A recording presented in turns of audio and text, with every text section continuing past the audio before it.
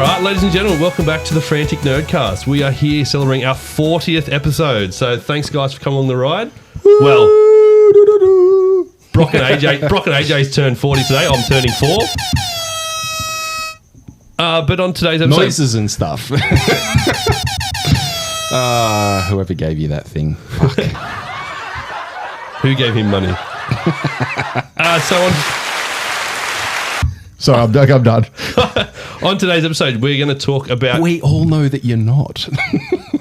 Shut up. We're going to talk about Kaos eventually, the TV show. We've got some rumours, trailers, and talking about books. So it should be an exciting episode for you guys. As usual. Going to lick some pages. That was weird. That was very fucking So weird. I apologise to everyone listening. That was weird. Let's get into it, shall we? TV show.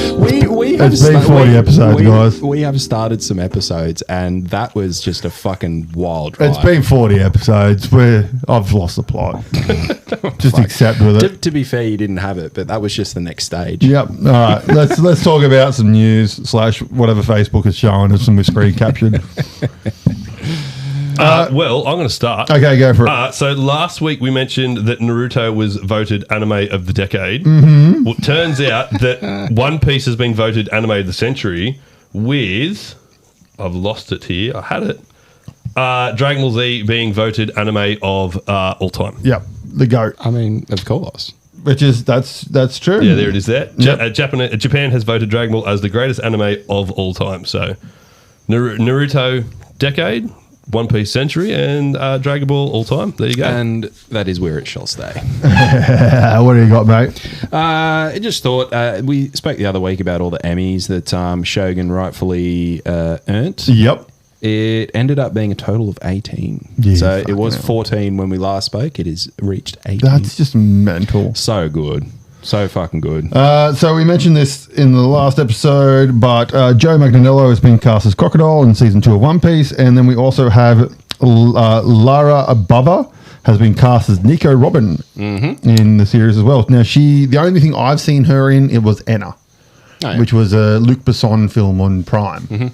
So I haven't seen that, so I don't know much about her, but it said the Nico Robin character, she's pretty laid back and sort of can turn deadly when she needs to. But yeah, pretty sort of like straighty 180 in terms of like, yeah. This season, she's not going to be much of a character though, because she's with the baddies in this season. Depends on how far they go, but yeah, she's sort of like Crocodile's right-hand woman, so to speak. And she's there, but she obviously evolves into a main character of the Straw Hat Crew. I've got two based around... I've seen this one, yeah. Two based around Harry Potter. So the first one is Gary Oldman would like to return as Dumbledore in the TV series.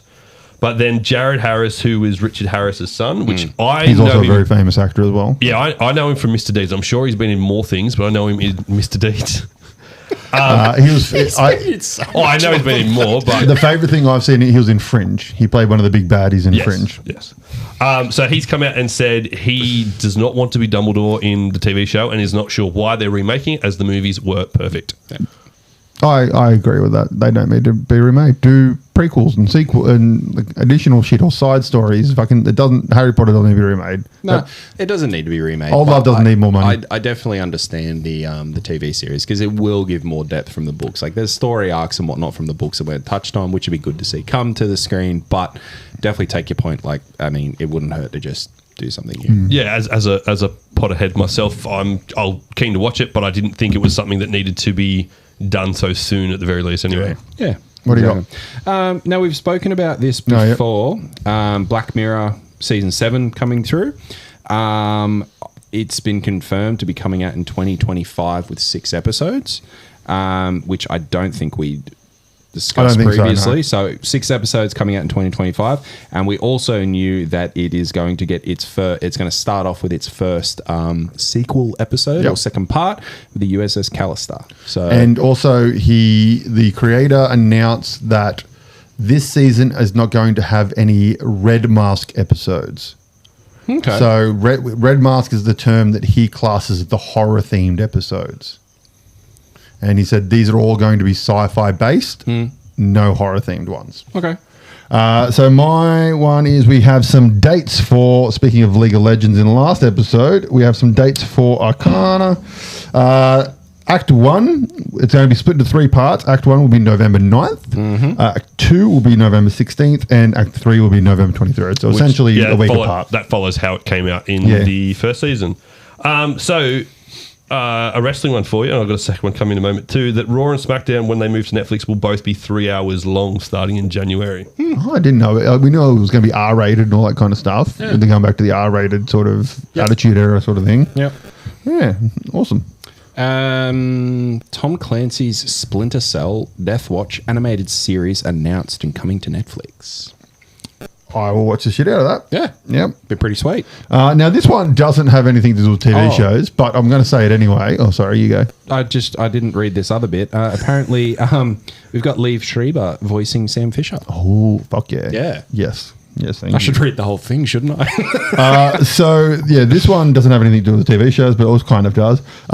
Now, if you'll remember in episode probably, let's say like 5 or 6 episodes ago, I announced that Croc released a Gundam-themed Croc, the shoe Crocs. They have now announced the limited edition Batman Croc. I sent them to Brock when I saw that a couple weeks ago. So very hard for me. It is hideous, but at the same time, it looks amazing. I'm fully expecting to see Brock walking in here in a few weeks' time with the Batman Crocs on. They kind of look like Tim Burton's Batmobile. I think that's what they're meant to be themed on. Oh, yeah, they are. It's got wheels and shit. But onto an actual TV one. I shared this on the Facebook page yesterday, but Silo Season 2 has been announced, baby. It is arriving on November 15th. I will need to watch Season 1. Oh, it is. It's good. Yeah, I remember I heard on a podcast to talk about, their underrated or unknown shows. I think it was a Nerdcast episode a few episodes back. Oh, did you listen to that one? Yeah, I listened to that one. It's honestly one of those shows. I just stumbled onto it. I think because I loved C with Jason Momoa, which was a fantastic. You watched C first. I loved. As soon as it came out, I was like, Jason Momoa, I'm fucking in. Loved it. So I was kind of like, what else has Apple TV got? Because I don't actually have Apple TV. I watch it on the websites. Yep. And I was like, what else do they have? And I Googled what they had, and I saw the Rebecca Ferguson in it. I like Rebecca Ferguson. I think she's a good actor. And I was like, I'll just have a look at this. And I kind of put on the first episode. And as I was watching the first episode, read the bio, and I was like, I'm going to fucking love this.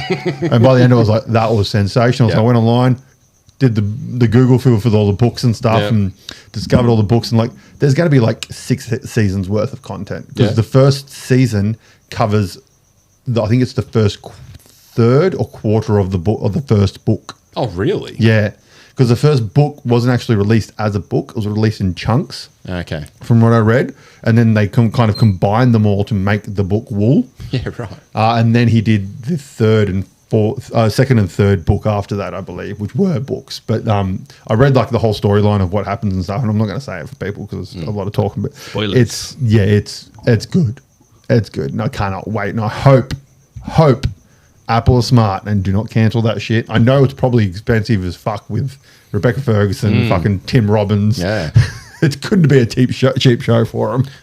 And even the set that they've got, it's an incredible set. So, but yeah, that is a great show. On the back of the episode where we did the Sleeper series, I have now watched season 1, and it is a great show. Oh, it's so good. She's phenomenal. So on the back of the Vince McMahon trailer we discussed a few episodes back, he has put out an official statement. So his statement is... let me get camera on you. Focus. There we go. Off you go, Tiger. I don't regret participating in this Netflix documentary. The producers had an opportunity to tell an objective story about my life and the incredible business I built, which were equally filled with excitement, drama, fun, and a fair amount of controversy and life lessons. And here it comes. Unfortunately, based on an early partial cut-off scene, this doc falls short and takes a predictable path of conflating the Mr. McMahon character with my true self, Vince. The title and promos alone make that evident. A lot has been misrepresented or left out entirely in an effort to leave viewers intentionally confused. The producers use typical editing tricks with out of context footage and dated sound bites, etc., to distort the viewer's perception and support a deceptive narrative.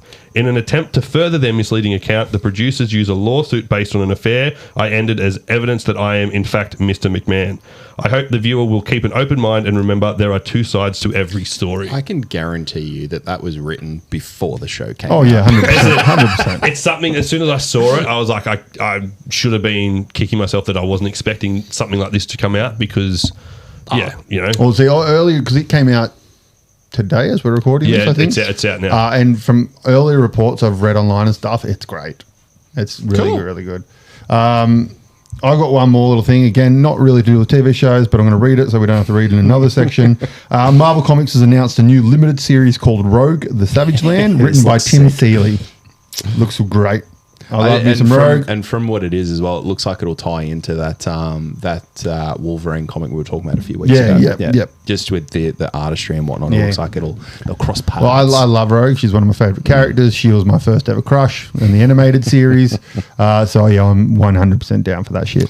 Disney Plus Nova series will reportedly explore the Nova Corps in space. It won't be focused on Richard Rider. I did see that. Saw that one too. Yeah. I think that will make it a really interesting and a better show. So I have a Penguin thing here. It's not revealing anything. I don't want to go into too much detail, but IGN has updated their review of the Penguin after facing backlash from literally everyone. I was going to say, because I just remembered actually, I forgot it was IGN, but something came out and said that Penguin shit. The new review is the Penguin show is straight bussin', no cap. Plot twist had me like, Gat! And Oz's character has got major riz, for real.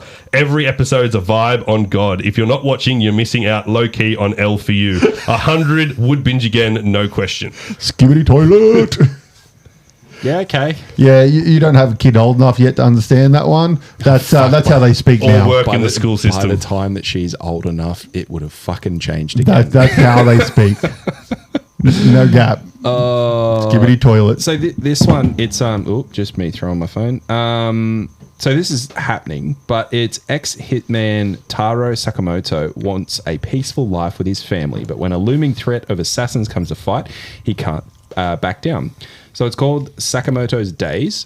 It looks really interesting. So it's an anime about a guy who is an ex-assassin, just like fit, trim, ripped and whatnot. But then it cuts to him in the like sort of now we'll call it, and he is severely overweight family man, but he's still got the skills. So nice. It looks quite good. One that you guys may have already talked about, it's happening. Netflix's Magic the Gathering animated series is now in production from showrunner Terry Matalas in partnership with Hasbro Entertainment and Wizards of the Coast. I believe we had mentioned that it was happening, but I don't. That's new news. It's now confirmed. So okay, cool.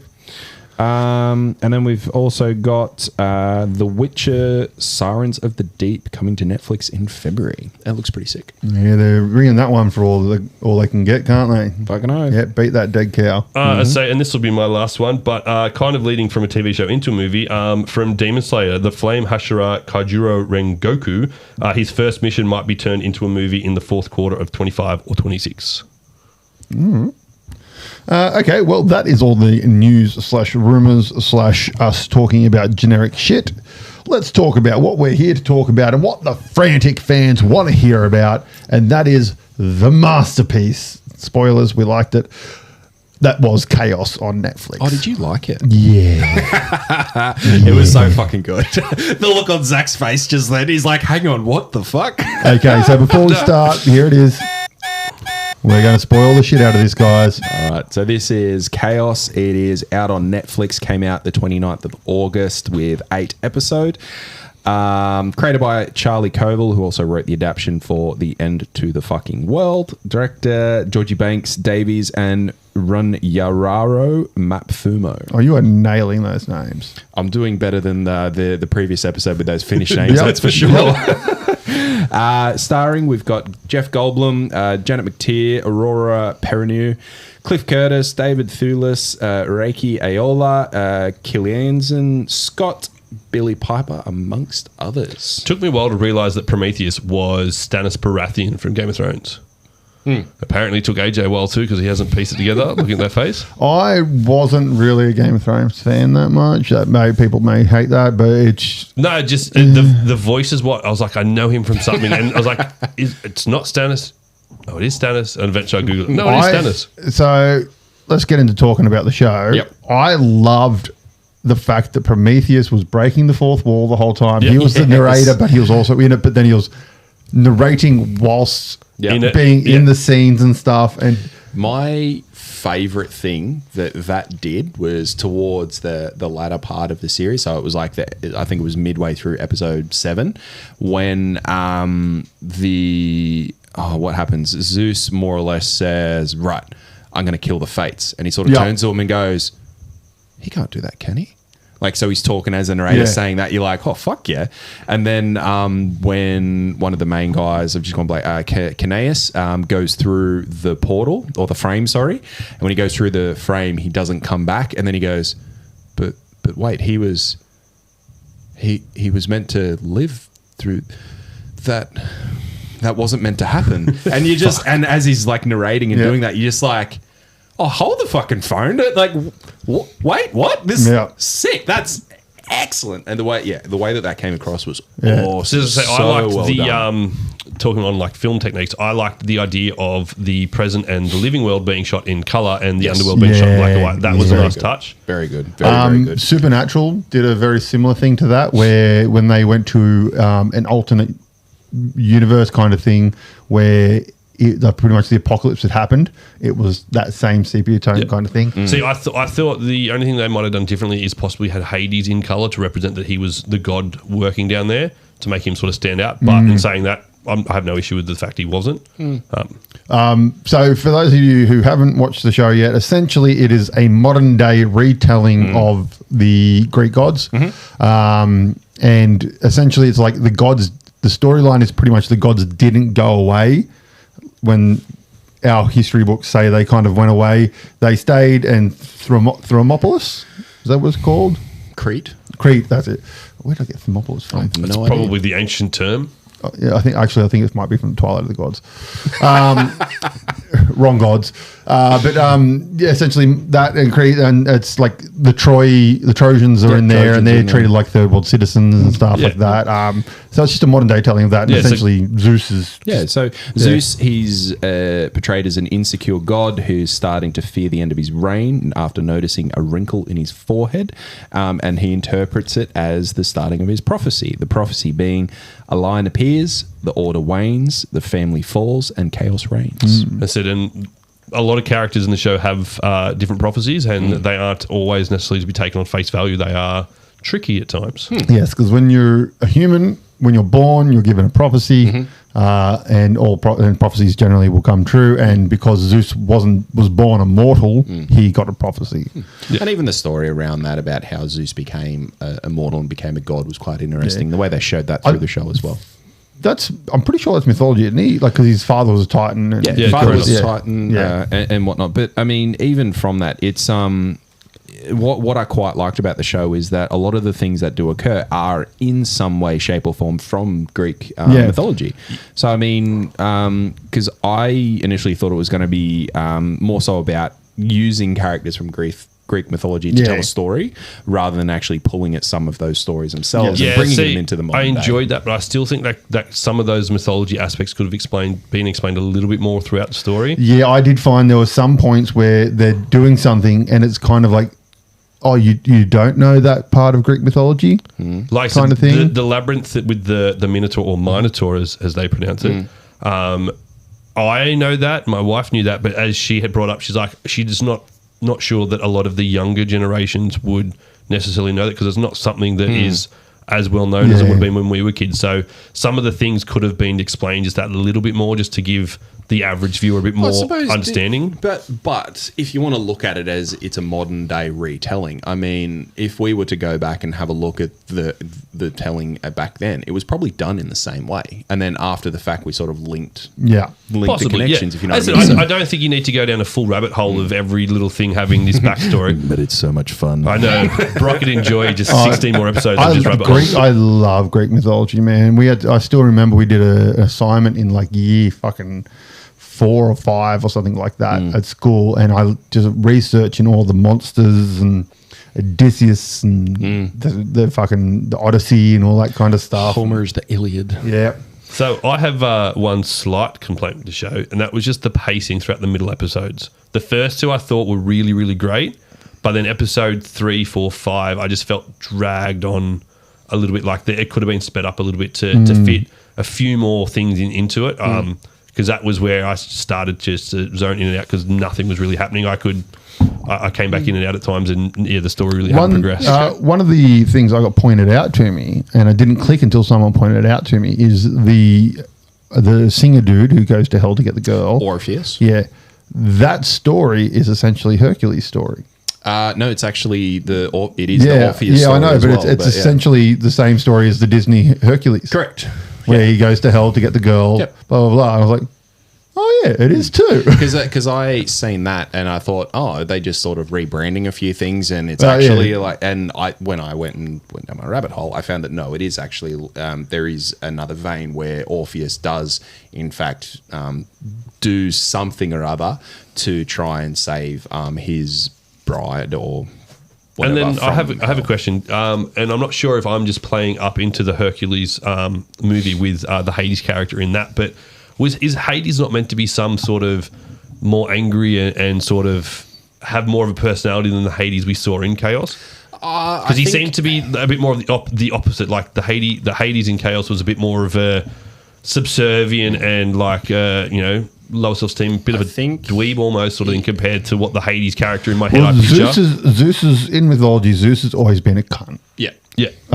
He's always like the brother. He's the prick. Poseidon was always the more loving of humanity. The ladies' man, as we see in the show. Well, that's his realm. Yeah. So. He's always very much been like humanity is mine kind of thing. I'm cool with them. Zeus was just a douchebag.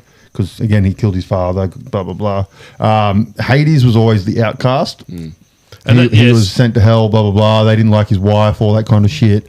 I don't know. I think the Hades is the bad guy kind of thing comes from our culture. Yeah. And is sort of put onto that character because Satan, Hades I know kind of thing. I know bits and pieces, but yeah, like whenever I've heard of Hades or sort of had that discussion, he's sort of, has not necessarily evil per se, but has that personality and is a bit more vibrant. It's always about some form of retribution. Yeah. Because he's been sent to the underworld to look after the underworld. He never wanted to, so therefore he's always doing something to seek that retribution. Whereas in this, he's more so accepting of his role and his part to play. But over time, because of the way that Zeus is sort of telling him to do things, he's like, well, it's not quite working anymore. Yeah, starting to show a bit more remorse and things for his actions. Yeah, exactly. But then on the flip side, I thought Jeff Goldblum as Zeus was a fantastic casting, and every time he was on the screen was money. Yeah, it was incredible. One of the other favorite characters I had was Dionysus. I loved when he was on screen and his character development through the thing. Like he was just that super cool, like real human-esque god, like playing into the emotions and whatnot. And as he was learning through it, I thought he was incredible. Wanted love and all that kind of stuff. Yeah, and I love when he's on the screen and he does that really awkward like look between two people. So rather than just sort of looking between them, like his whole body just sort of goes with it and twists his whole body backwards. It was comical and it was great. And that really, for me, culminated when we had the very sad scene where Zeus killed the cat. Yes. And just the way that Dionysus goes into complete shock and he's just looking down and there's just a single tear down his cheek. And I thought it was like fucking powerful just to see his whole arc sort of come through and get to there. I thought it was awesome. Really, really well told. Billie Piper, for the limited screen time she had, was great. Great. Took me a second to realize it was Billie Piper. Because she was all messed up. Yeah, no, it is. It's Billie Piper. And she played the truthsayer from Troy. It's essentially the queen's queen's sister, I think, in mythology. I can't remember. She's the one who got thrown off the wall. She is. I can't remember. She's the one. She was like the foreteller in Troy, who like warned of Troy, the fall of Troy, and stuff like that. But yeah, her limited time she had was really, really good. Let's favorite parts. To be honest, my favorite part was anytime Jeff Goldblum was on screen, anytime Naban Rizwan was on screen. That's Dionysus. I thought just them on screen and doing what they were doing was incredible.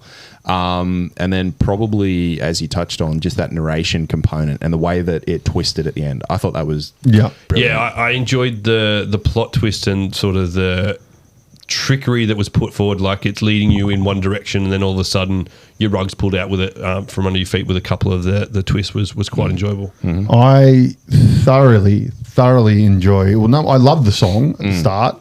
That was a great song. But I loved the reveal of what the gate actually was. With that's like they're all being trapped underneath and the water being essentially the souls that are keeping the gods immortal. That I just loved that reveal. How it was done was phenomenal. Have your meander water. Yeah, the underneath thing was just phenomenal. And like, yeah, just the fact that it makes you think about the amount of times like have some water. And like when that when the other one's there, like when the Hades' wife goes and she goes, "Can I have some water?" He's like, "No." Yeah.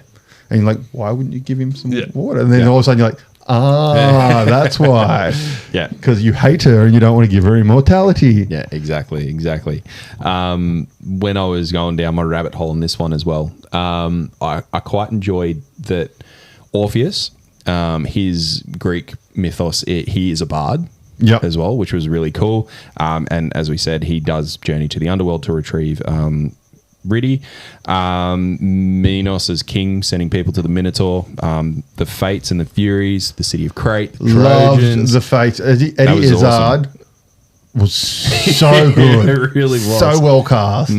One thing that was interesting is Caeneus's story, transitioning from woman to man, is actually a part of Greek mythology as well. And the way that was transferred onto screen in this instance, I thought that was really... As in the Fate? No. Caeneus. Old mate that's with the dog, the three-headed dog. Yeah, with the three-headed dog. He was yep. So, yeah, that... is that actually part of the mythology? That's part of Greek mythology and whatnot. So it were like different reasoning behind it. Actually, it was very different. I think it was like something to do with he was transferred because Poseidon slept with someone and then it was out of spite or something like that. But yeah, I thought it was really well done. How funny was Medusa in the underworld? Good. And Old Love who says like, do your snakes really turn people to stone? And then one of them creeps out and goes, and she's like, I didn't turn to stone. It's not real. It's like, you're already dead. It's just like... That's something I saw, which was cool. Like if you look really carefully, you could see little movements and things like that in their head, which was cool. Like because at times like it would have been cool if it moved, and I was like, oh, it actually is moving. You just got to look real carefully at it. Yeah. Now this is a show where obviously it's been set up for a second season. Yes. But it's kind of a show where I kind of wish we had a little bit of closure now to make sure that if it does get cancelled, which I don't think it will. It will get a second season. I don't think it will, minimum. but like shows like this that are sort of out there and sort of their concepts and those sort of things, that we get some sort of closure there, but there's something to build on in the next season if we do get one. So that's actually, I was about to say what were the things we didn't like about the show, and this is the thing I didn't like. I honestly thought it was going to be a limited series up until that last episode. I'm watching, I'm like, and as it got to the end, it's just kind of like they're not wrapping it up. Yeah, there's too many loose ends that's not getting wrapped up. This is going to be it's going to be a second season situation. And I'm just watching it. I'm just like, it got to the end. I was like, I don't like cliffhangers in TV shows.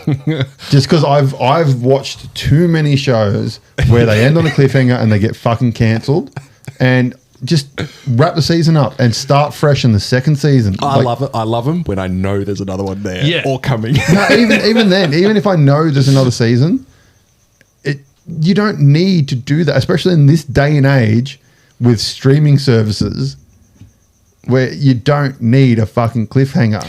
We're going to watch the second season no matter what. Yeah, but it leaves you with that anticipation. It leaves you with that and it want for more. And it gets you wanting to watch it on release date as well, which I think is better for them rather than I'm going to watch, that's all right, I'll get around to it. I'll get to it in a month or so. It's you're watching it then on release date. But I just think, I think you could leave some things open for a cliffhanger, but you need some sort of closure so that way if something is inevitably cancelled, there is a resolution to the show. Whereas I think for this, nothing's been resolved. If it was to be cancelled tomorrow, we'd have no resolutions and no nothing. But also, even if the show does continue, you get situations like the Umbrella Academy, which had a teaser at the end of the last season, which teased the brother that died on the train doing a thing.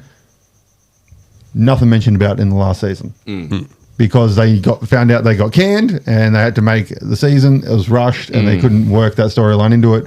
And it's just like, there was no point to that. I actually saw a photo collage of like all the Marvel end scenes that have been turned out to be completely pointless. There's about 12 of them now or something like that. So. Oh, I thought there was more. Yeah, like the glove, which they had to retcon in Thor Ragnarok. It's like fake. Yeah. Yeah. What are you going to do? But no, it was... overall, it's a good show. I recommend watching it. What were your dislikes? To be honest, I didn't write any down. I was enjoying everything happening so much that I didn't really have anything that I didn't like about it, if that makes sense. Like there's things that I didn't like as much as others, but as a whole, I just enjoyed the show. It was just good. Yeah, no, and I've sort of mentioned my two small ones was I think the pacing was just a little slow throughout the middle of the season. And then, possibly just having some resolution at the end of the season just so... I said I'm fully expecting a second season, but having some sort of resolution. Sure one thing, I did think of is Minos's character. As a whole, there was just moments where he was on screen. I was kind of like, he can go. He could have been a bit more outlandish. Had a bit more personality to him. But I didn't mind that because you said it's offset by Goldblum's character and those other outlandish characters that he was. Because even the way that like he had his prophecy and the way that he like died and whatnot, you were kind of like, well, of course that was going to fucking happen. I mean, the way that his prophecy was, like you read it and you're like, well. Duh. What was it, killed by the firstborn? First to take its breath. Yeah. And then as soon as you hear the story, you're like, well, how the fuck didn't he work that out? Like it was just But that was interesting for me. It was sort of an interesting plot just because I picked his death coming, but I hadn't put together the story completely. So I'm with Minos on that one. I didn't see it coming. Are you serious? You also hadn't spent your entire life with the prophecy. That's true too. And I suppose that you did say that it was a bit slow in the middle, so you obviously didn't. We'll give you that. You didn't pick up on that. my wife did. She's like, "How did you not pick up on that?" I'm like, "I picked the death. I just didn't pick the reason for the death." The response was, "Huh?" All right. Well, we didn't do this for Furiosa because we've forgotten the last episode. So this episode, what are we giving this out of 10? We always forget that we do this. I think we've reviewed maybe 50 things and we've given a rating to 3. Well, the ratings would be helpful because it's I can work into the social media posts. We are rating this. So, Brock, what are you giving it out of 10? I'm going to give this a solid 8 packs. I loved this show. 8 packs? Yep. Do we have a metric? So what? Yeah, packs, as in trading card packs. Right. Okay. What do you got? I'll go 7. You got a 7? I'm probably going to go... I'm going to go a high 7.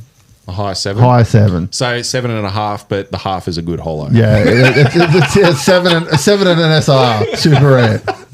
But no, it was a great show. Yeah. I thoroughly loved it. And in all honesty, I probably would have given it an 8 as well. But just that ending, just hate cliffhangers. They shit me to tears. Fair enough.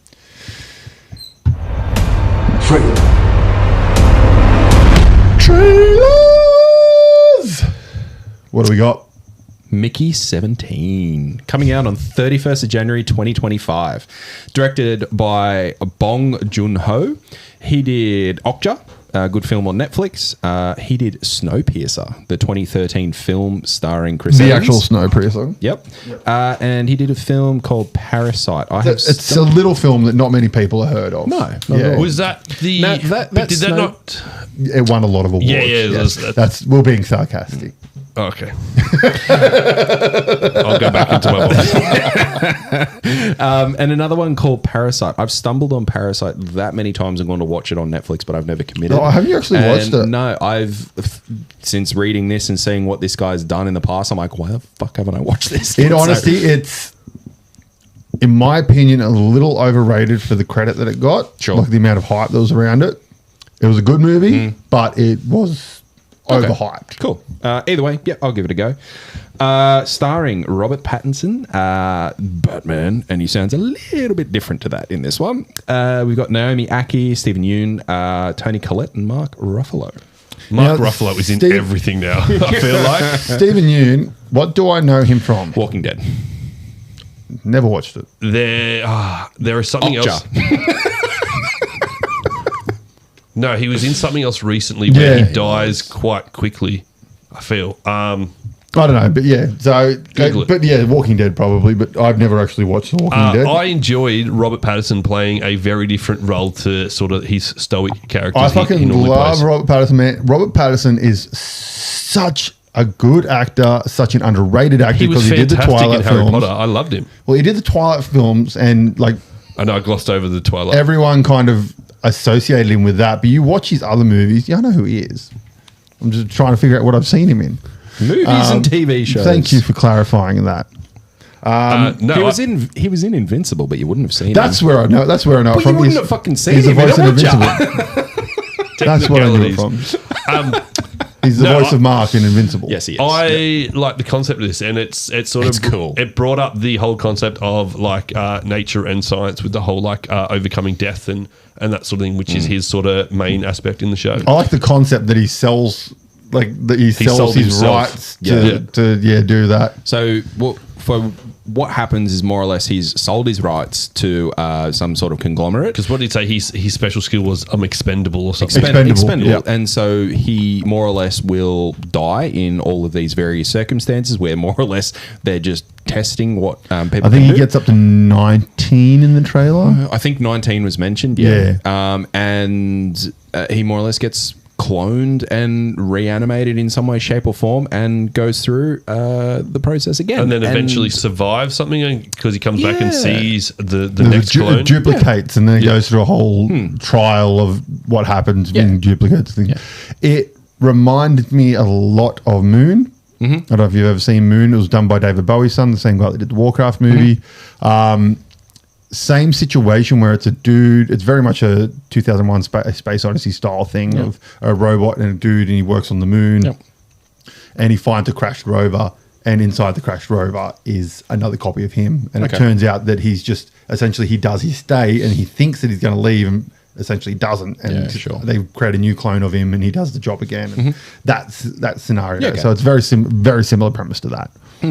I mean, it looks like a wacky sci-fi revolving around that cloning and what can go wrong and what can go right, because the movie looks incredible. Yeah, it looks super, super fun. I feel it's going to be a funny one. It's going to have lots of funny stuff in it, but then also have like sort of social commentary. Yeah, on have that serious undertone throughout. Yes. And like that whole nature versus science and overcoming that sort of thing. But yes, I in the trailer, I thought Arpats looked great, like a few of the comedic timings and just he's still alive. Doesn't matter, just throw me in sort of thing when he's thrown into that lava pit. So, yeah, I think it's going to be a great watch. Excited to watch it. If you want to watch a stellar movie, I think it's called Remember Me with Robert Pattinson and an Aussie chick, Emily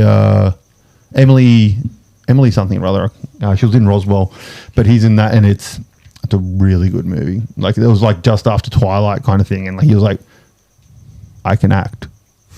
Look, watch this movie. I can act." Yeah, he's still unfortunately trying to tell people. The Lighthouse. Have you seen the Light? I think it's called The Lighthouse with old mate that was in Beetlejuice that played the copper. What's his name? No, not Gary Oldman. The other one. Even something as William simple. Dafoe. William Dafoe. That's it. Yeah. Even something as simple as Tenet. Like his acting in Tenet was incredible. Like it was a simple role that he was doing in there, but even the way that he came across onto the screen was brilliant and really believable. He's just suffering from the whole like typecasting. When you play such an iconic role at the time and well known in pop culture, it's hard to sort of see you as anything. I think that. He's gotten out. I think both of them have gotten out of it now. Yeah. Kirsten Stewart, I personally think has very much gotten out of it more than he has. I still haven't watched that movie yet. Because she's been in some fucking stellar roles. Like she played Joan Jett in the Runaways movie, which was excellent. Yeah. All right. So that's something 17. Yeah, Mickey 17. and it's based on the novel Mickey 7 by Edward Ashton. There you go. What do we got next? Bookworm. This is already out. Really? I saw that in the trailer today. It came out in New Zealand on the 8th of August. came out on the 29th of August in Australia. There you go. If you can't tell, it is a New Zealand movie instantly by their accents. Oh, yeah. If you didn't know, you knew instantly. It reminds me a lot of where the Wild Things Are. Wild Things Are. With Sam Neill. Yeah. Yeah. I would not be surprised if Sam Neill has a cameo somewhere throughout of it, because that's what the movie just screamed about. So essentially, the movie is young girl loves science, all that kind of stuff, and her books, and her dad rocks up. As a bookworm. Her dad rocks up, and he's a magician, and it is played by Elijah Wood, and. Dad's been off doing shows and tours and things, and has been an absent father. In 10 years. And I think it was 10 years. This movie, I think it's going to be amazing. It looks pretty good. It looks really good, and it's going to have the feels. Oh, 100%. I can just from watching the trailer know I will cry. In this movie. So I know kind of how it ends now, because You went down a rabbit hole? Well, A, I went down a rabbit hole. B, I made a prediction. And C, I just thought, fuck it, I'll read this little bit. And I read a little bit too much. And so I know how it sort of ends. And you're right. It's going to have emotional elements that are portrayed through it. And I think they're going to come across really well, because the premise of the father and the daughter rekindling their relationship, the reasoning why they're sort of rekindling their relationship, and how they're going to take that through the country that they end up searching for the cat. What's her name? Is it Elle or something? The actress's name that's playing the girl? Nell Fisher. Nell Fisher. I think her chemistry with Elijah Wood's character, it looks pretty good. Yeah, it's fantastic. Even from the start when no one's seen this mythical Black Panther before. I'd love to go on it. He's like, okay, I'll take you. And she's like, all right, pack your bags. We'll be on the road by this. And you just see on the road tomorrow. His reaction's like, fuck. Oh, you call up there. Oh, shit. What I loved in it is the line from Nell Fisher. What the hell is a Vin Diesel?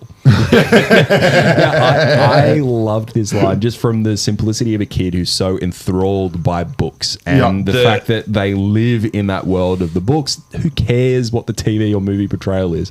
And look, I'll be honest, when I was younger, around that similar age, I was the same. I was heavily reading and just engrossed in books and whatnot. I had been dubbed that in the past, yes. And I mean, that's obviously changed with time, and I watch a hell of a lot of TV and movies these days. But for me, it was a really nice nostalgic touch. And I think that, as you said, what looks like will be great chemistry between the two, I think will come across onto screen really well. The quips I think she will come out with throughout it, I think will be hilarious. I think the entertainment value can just be her. Really, Elijah Wood could take a step to the side and not really be seen, because I think she will carry the bulk of the show. I think what I think is going to be great, and just from a couple of little things that happened in the trailer, was she says the quip, and then you see Elijah sort of back take and just go, huh? I think that element of what Elijah brings to it will be really good, just to sort of play up what Nell Fisher's putting on screen. I think that'll be really sweet. And then I have no doubt that because obviously it's shot in New Zealand, Elijah Wood, Lord of the Rings, shot in New Zealand, but there will be at some point some Lord of the 100%. Rings quote or call back there at some point. We'll see Gandalf in it. And he's another actor who, I mean, for rightful rightness, that he has been cast as Frodo, and he'll forever be Frodo. Look, I'm sure there are more movies he's been in since. He's really good. There was Psycho or Maniac or something like that. That was a really cool movie that he was the lead, and it was all about him being a loner within a mannequin shop, and he just comes out and commits these murders and stuff. An awesome movie, really, really well portrayed by him. He deliberately took roles after Lord of the Rings to remove that typecast from himself. I was going to say he was in Spy Kids 3D. It's the cameo there, and that's it. Spy Kids gets all the cameos because of Robert Rodriguez. Yeah, and that would have been after he was in Sin City, because Sin City was directed by Robert Rodriguez, and Robert Rodriguez. The timeline I'd have to look up. I'm not sure. Spy Kids is his little passion project that he does, because they're super cheap to make, and they make them all at his Troublemaker Studios, and they're just his little. And so he gets all his celebrity friends to come be and just have fun. But he's also in a fantastic series, which is another one of those series that's no one really knows about but should watch, and unfortunately got cancelled, was Dirk Gently on Netflix. It's based on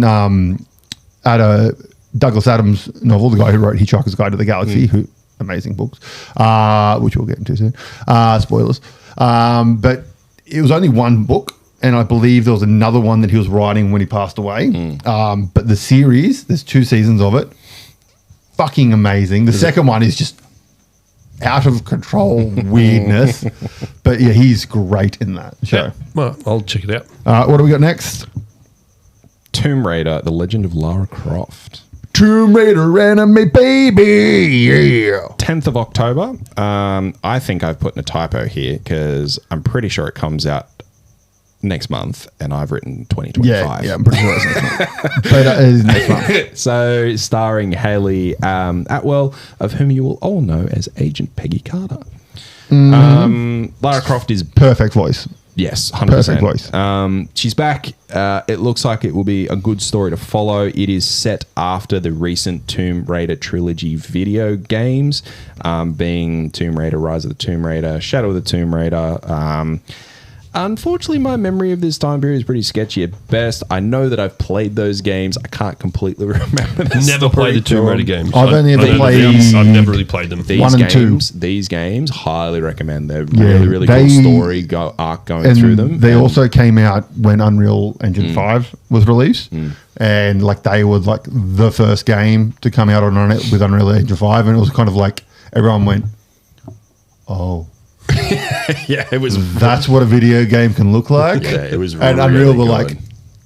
like, that's right, we're the big boys. Look at this dick. You just had to go there, didn't you? That's what they did. They flopped their dick out and went, hey, Unity, look at this.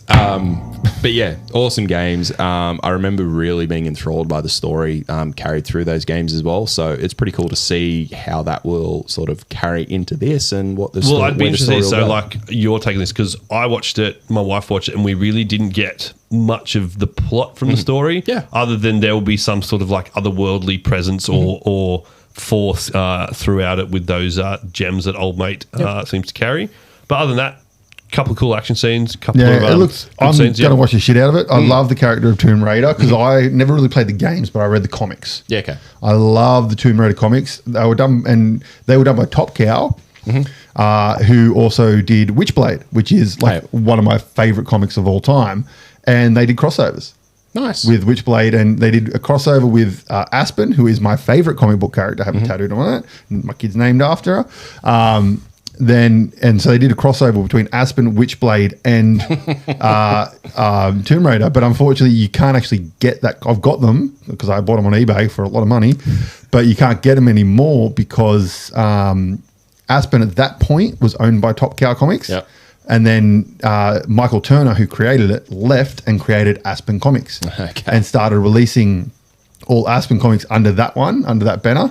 And so Top Cow kind of went, yeah, well, we can't show Aspen anymore. Yeah. And she's in all of those comics. So they kind of, got removed. Fair enough. But yeah, it's going to be good. I'm looking forward to it. Yes. And we've got one more, I believe. We do. Squid Games Season 2. Coming out on the 26th of December, 2024. So not far away at all. Now, you got the names for this one? I do. Here we go. Drum roll. Lee Jung-jae returning. Wee Ha-jun returning. And Lee Byung-hun also returning. Fucking, you look, where is it? Here it is.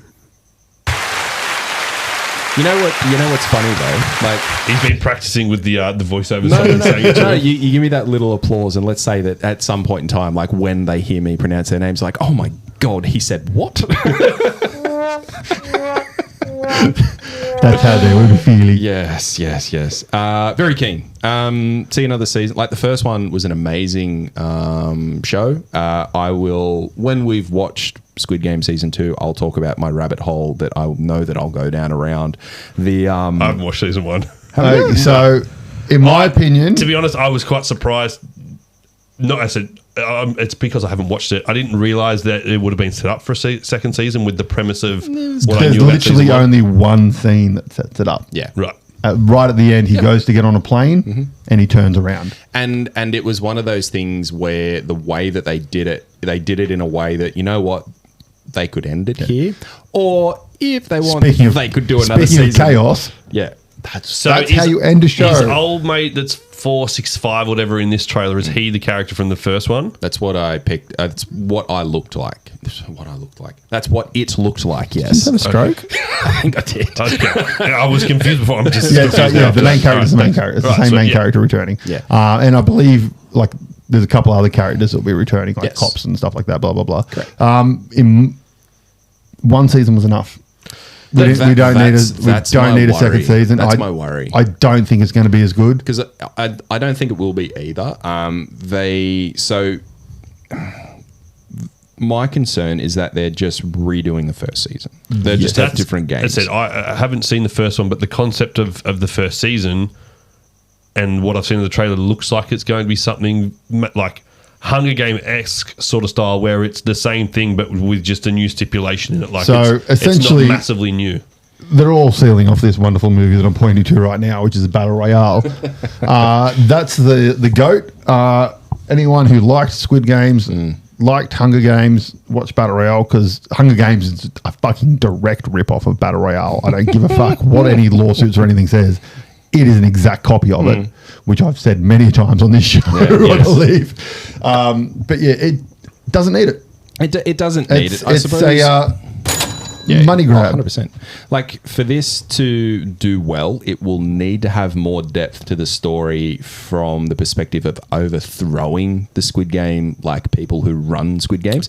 It needs to have more about that rather than the Squid Games themselves, if that makes sense. It's essentially going to do exactly what Battle Royale 2 did, exactly what Hunger Games 3 did, where ex-competitors come back, overthrow the game as like a terrorist organization kind of thing. That's essentially what I got from the trailer.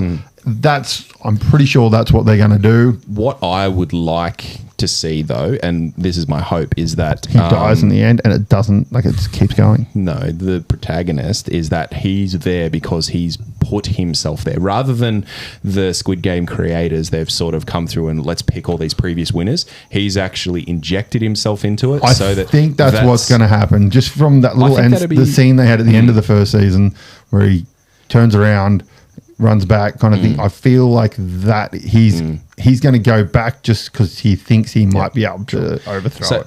I think there's potential. I am very wary that it could just copy and paste. Look, I'll let you watch it, and if it's good, I'll watch season 1 and season 2. How about that? Oh, season 1. Dude, watch season 1. It is great. Season 1's phenomenal. It's a great show. It is really good, and it deserves all the praise that it got. Yeah. 100%. And my understanding from season 1, again, I'll go down a little bit of a rabbit hole when we talk about it in the future, but my understanding is that he wrote it years ago and just couldn't sell it. And he ended up getting enough money to fund it himself to actually release it and whatnot, the guy who created it. So even that story itself is pretty interesting. Yeah. There you go. There you go. Okay, well, let's go to books. I completely forgot how bad that intro was. Whose voice is that? That's mine. I said anything like books. I think we've said that because we don't do books very often. I think we've done it once. And each time we hear that, it's just kind of like, we probably need to redo that. It's like you've had some sort of gastric reflux. Books. All right, books. What are you talking Imagine about? if you tuned into, like, if it's like a TV show, they tuned in, it's just three guys go, books. I mean, naturally they would keep listening because it's Frantic Nerdcast and it's incredible. Zach, I think Zach should start this one because this was Zach's idea, Bubba. Was it? No. That wasn't it. I thought this was Zach's idea. I can run with it, but I didn't think it was my idea. So the premise we're going to talk about here, guys, is what book in your past that you read got you into sci-fi or fantasy. I'll start with one series that isn't the one I'll talk about predominantly, but obviously I'll start with the obvious one for me, which is Harry Potter. So obviously grew up with that throughout my childhood, followed the book throughout the years of school, and very much enjoyed it. Got me into the realm of fantasy a lot. I forget how young he is. Yeah, I'm old, but I'm younger than you. The fact that he says Harry Potter and I grew up with. See, when the first book came out, I got that like pretty much off the shelf. And I feel like I remember the time. I could be wrong here, but I think I was in year 4 when Prisoner of Azkaban had just came out. Jesus. Yeah, yeah. I didn't realize. I didn't realize there was that much of an age gap. Yeah. What are you? You're 33. 33. Oh, it's not that big of an age gap. That can't be right. I'd like to check the timeline on that, but possibly. Because I'm pretty sure I was about. It was definitely out when I was in year 4. Yeah. Because I could be wrong then. Because I got the first one, because I think the first one came out in 97. And then they more or less followed from there every couple of years. So then 90, 99, 2001. When did Harry Potter get released? And technology is fun when it works. Didn't tell us. The first Harry Potter book, Harry Potter and the Fuckwit Stone, was released in June. Harry Potter and the Philosopher's Stone, or Harry Potter and the Sorcerer's Stone, in the United States, was released on June 26, 1997. Thank you. So 97, I would have been in year 1, I want to say. Okay. So, yeah. I think we might be closer than originally thought. Yeah, so, yeah. But every couple of years, I would have been in year 4 then. But, yeah, so I've got other books that are a bit more fantasy realm in the typical realms of fantasy. This is definitely out there in the world of fantasy. Yeah. I mean, it's fucking wizards. You're a wizard, Harry. But to the point, I'm currently reading Philosopher's Stone in class to my year 1 and year 2 students, and they're enthralled by it. So it's going really well. It still lives on today for the younger generation. I suppose it's one of those things where they'll go, read the book. What do you mean, sir? We can just watch it on TV. That's a lot of them go, I've seen the movie. I'm like, the book's better. There's characters like Peeves, for instance, that are only in the books and not the movie. So definitely... A lot of the kids that have watched the movie already are still enjoying the. I can tell you right now, never going to read them. There's movies. Soon to be a TV show. And I probably, in all honesty, will never watch the movies again either. I go back to them every now and again. Yeah, I could. I know you love it, Zach, but I could not give a fuck about Harry Potter. Some of the older movies, I think Philosopher's Stone is still a good watch, but I think some of... Azkaban's when they got good. Yeah, because that's when they changed director. Yeah. Well, that's because they went the darker tone. Azkaban was also probably the best book. Yeah, and they had David Tennant. Yeah. David Tennant was Goblet of Fire. No, he wasn't. He was Goblet of Fire. Oh, fuck, I don't know. He was Mad Eye Moody, the imposter Mad Eye Moody. He was Barty Crouch's junior. He was in Goblet of Fire. That's just Barty Crouch Junior. But I can go into another series unless you guys want to jump in with yours first. Go for it, mate. So my next 2 that I'll talk about, a fantasy and a sci-fi one that are 2. Yeah, I got 2. How many are we doing? I'll talk quickly. No, you won't. You know that you won't. The Gotrek and Felix series is fantasy. I think this is a great intro to the Warhammer fantasy world for those people that haven't read it before. Is this from your childhood, though? Yeah. All right. Those books are old. Yeah, man. I know that. They're still writing them out, but the original series by William King is definitely from my childhood, if not predates it. And then the 40k or sci-fi one would be the Cypher's Kane one, which is a great intro to the 40k universe for the casual viewer or gamer that doesn't play Warhammer at all. But yeah, that sort of helped me get into those games and showed me the lore of different races and armies that allowed me to then go and collect them in the game and got me interested in different armies and things like that. Fair enough. Well, mine I've already spoiled, but I've got a just one that is a little tidbit into the book. I never actually read the book. My dad read them to me, and it was Lord of the Rings. Dad read them to me, loved it, loved that whole story of it. They were phenomenal, that and The Hobbit. But the book, my favourite book, that it didn't really get me into sci-fi or anything like that. I just loved the book when I was younger, and that is Hitchhiker's Guide to the Galaxy. Sure. And the subsequent sequels. Love those books, man. They are fucking phenomenal, man. Douglas Adams' writing style is just... There's a scene in the first book where a whale is born out of nothingness and he's falling to his imminent death on an earth, and it's he goes through the entire process of life and naming things as he's falling. And he's like, oh, what's this thing coming toward me really quickly? I might call this a ground. Hello, ground. How you going? And just stuff like that. And then like one of the ones where he ends up on a lounge that travels through time and ends up in the middle of Leeds cricket ground during a match and stuff like that. And their spaceships crash, and the restaurant at the edge of the universe, 42, the answer to all things. Sure. They in the first book there, what's the they get to ask a question, and it's what's the answer to the universe kind of thing, and they have to build this big machine, and it takes millennia for it to answer. And they finally get there, and they're like, "Oh, great machine! Like, deep thought, great machine. What is the answer?" And he's like, "I've thought about it for a long time. 42."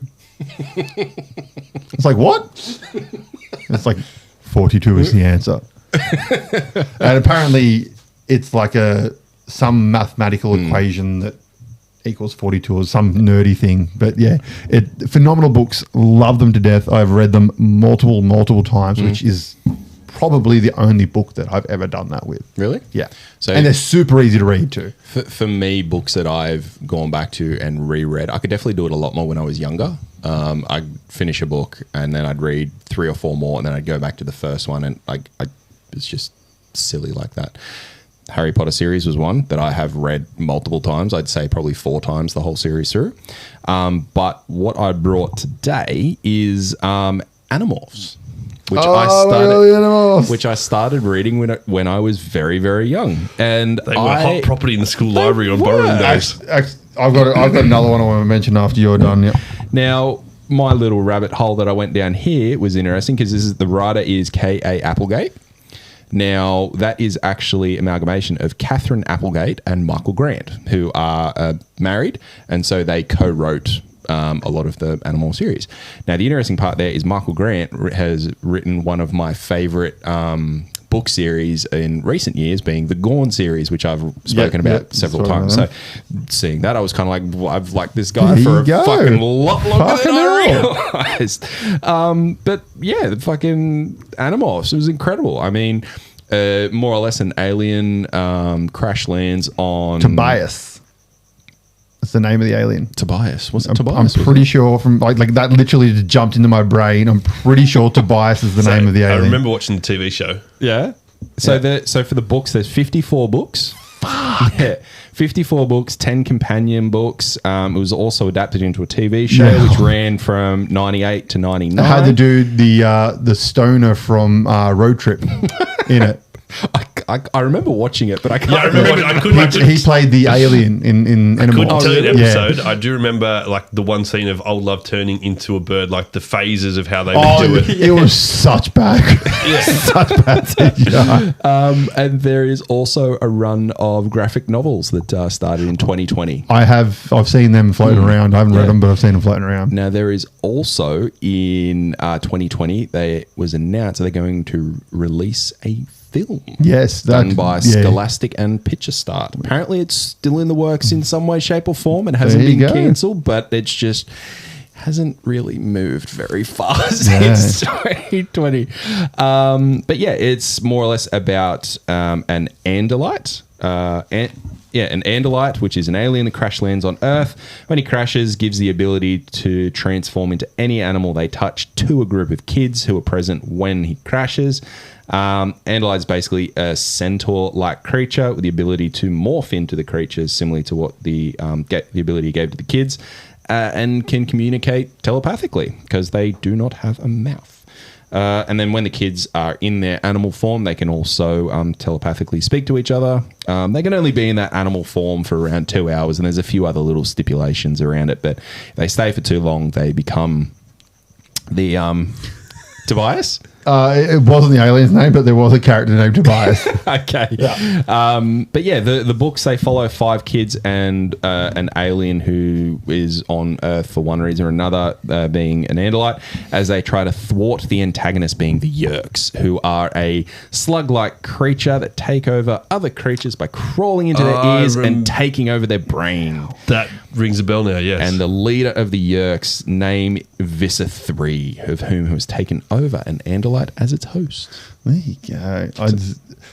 I remember those books. I read a few of them. I owned a couple of them, but you saying that, led me to my other one, which I owned a lot of. Is it Goosebumps? Yep. Yep.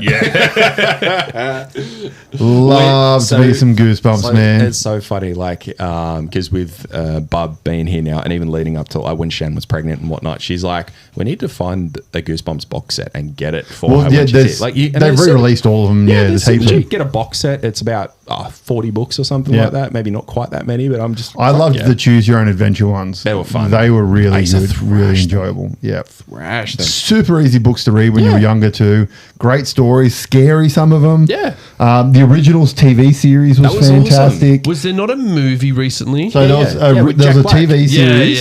There was two movies. Yeah, so there was a TV series way back in the day. In the 90s. And each episode was one of the books. Yeah. Then they had the 2 movies where Jack Black played R.L. Stein, the writer, and his creations came to life. Yeah. And then there's also another series which has Justin Long in it, where like they're in this little town and like all the things that are in the Goosebumps books are sort of coming to life, and it's got the fucking evil dummy and stuff like that. And the new one is really good. I highly recommend people watching. It's just out there, weird. It only fun. came out fairly recently, didn't it? 2 years ago, last year. Yeah, there's been one season of it, I think, from memory. I think they're doing a second one. But yeah, that's my books. And I went and had a look because I wasn't really sure about the target audience for the books, like because from when I read them and whatnot. I'm going to guess young adult. So what they called it was target as a youth book, which is directed at anyone between 12 and 18. I was going to say, like it was, I can remember vividly at my primary school, there was a section which had Animorphs on one shelf and all the Goosebumps books on the next one. And that would have been, like from year 3 and up. So that would have been for like 10 and 11-year-olds and that sort of age group. Yeah, so it seems like the books were aimed like a little bit older, apparently. I'm going to go back and read some of these because I remember enjoying the shit out of them. Like one of my favorite books. You know they're going to be horrible, right? I am very much doubtful that they are going to be horrible. They're going to be amazing. Because one of my favorite ones was actually the prequel book that led into when it follows the alien who crash landed on Earth. And I remember reading that book fucking like 20 times. I read it so many times. It was ridiculous. I'm definitely going to find it and I'm going to give it a read. Okay, so to summarize that, Brock's books were the Animorphs. Yep, Animorphs. My book was Hitchhiker's Guide to the Galaxy series, and Zach's was Harry Pothead. Yeah, it's the main one. We'll go with Harry Potter. I've mentioned others, but we'll go with Harry Potter. So there are our selections. So read the shit out of them, or get the audio books and listen to them that way. But Animorphs, fantastic. Love that. I doubt there would be audiobooks of Animorphs. No, they are. There's oh my god, really? Because I went. I can imagine if they're releasing graphic novels recently, I would imagine that someone has sat there and read the. I had a bit of a look. I had a bit of a look at the graphic novels as well, and it looks like some pretty cool artistry through it. That one was noted as being directed between the ages of 8 and 12, which you can see from some of the pictures and whatnot. But it still looked pretty sweet. Nice. All right. Well, that is it, ladies and gentlemen, for the 4-0 episode of Frantic Nerdcast. We are now in our 40s, baby. We're old. We will be at 50 before you even know it. That's right. So thanks for listening. Make sure you check out Sequelize it on YouTube. Plays games every Tuesday on YouTube. And make sure you tell your friends. Let's make a pyramid scheme. So you have to tell 2 friends about Frantic Nerdcast, and the stipulation to them is that they have to tell 2 friends. Even if they don't want to license, just go to the YouTube and subscribe.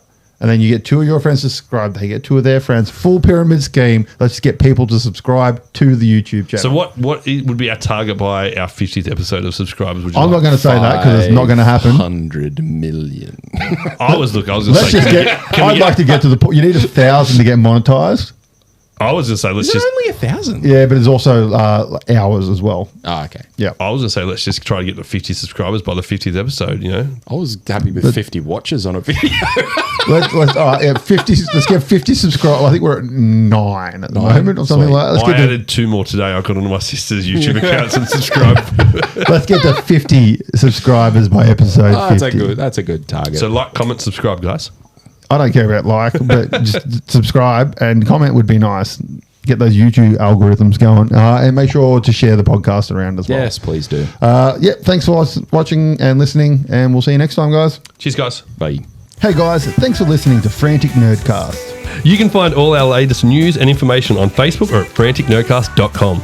You can find us on Instagram at Frantic Nerdcast. Find AJ at Weird Art by AJ. Find Zach at Frantic Kaz and myself at Frantic Brock. Please make sure to head over to our YouTube channel and subscribe for more YouTube-only content like Sequelize It and Plays Games.